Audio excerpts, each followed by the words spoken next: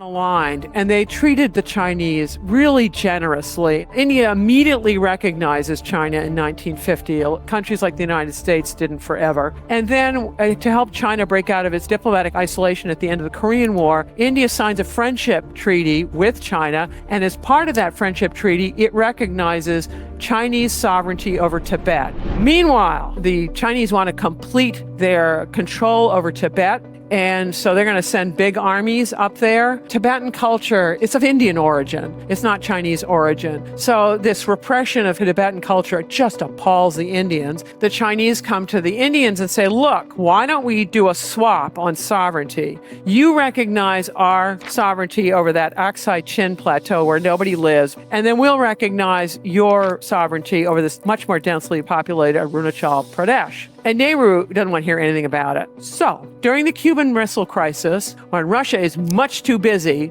this is when China launches the 1960 Sino-Indian War, and China just plain takes the Aksai Chin Plateau. The Indians are appalled because they don't have any roads to be able to deploy up there, whereas the Chinese do. Their defeat is just total, and they can't believe the Chinese did this to them. Here's Nehru afterwards. There are not many instances in history where one country, that is India, has gone out of her way to be friendly and cooperative with the Chinese government and people, and then for the Chinese government to return evil for good, and even to go to the extent of committing aggression and invade our sacred land.